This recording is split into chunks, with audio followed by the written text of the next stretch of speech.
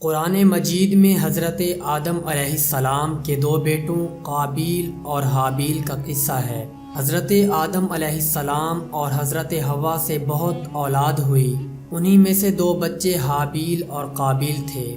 قابیل بڑا لڑکا تھا لیکن یہ ماں باپ کا کہنا نہیں مانتا تھا۔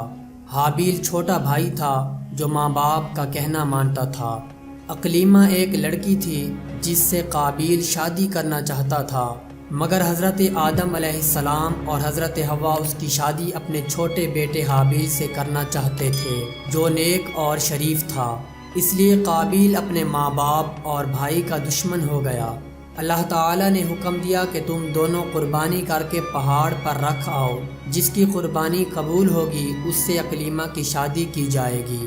اللہ تعالیٰ کو اپنے نیک بندے پسند ہوتے ہیں اور وہ ان کی مدد کرتا ہے۔ چنانچہ آسمان سے ایک آگ آئی اور حابیل کی قربانی کو لے گئی، یعنی حابیل کی قربانی قبول ہو گئی۔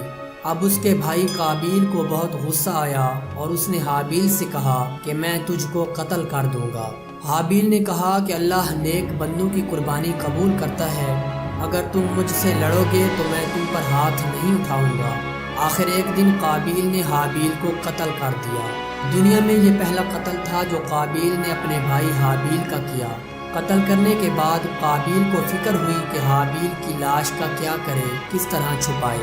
اس نے دیکھا کہ ایک کوا چونچ سے زمین کھود کر ایک دوسرے مرے ہوئے کوے کو دفن کر رہا ہے۔ تب اس نے بھی اپنے بھائی حابیل کو زمین کھود کر دفن کر دیا اور خود جا کر آگ کی پوجا کرنے لگا۔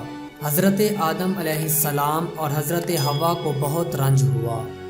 قابیل و حابیل دونوں بھائیوں کے جھگڑے سے ہم کو سبق لینا چاہیے۔ ہمارا حقیقی بھائی یا مسلمان بھائی اگر ہم پر زیادتی کرے تو بہتر یہ ہے کہ ہم صبر کریں اور اپنے بھائی پر ہاتھ نہ اٹھائیں۔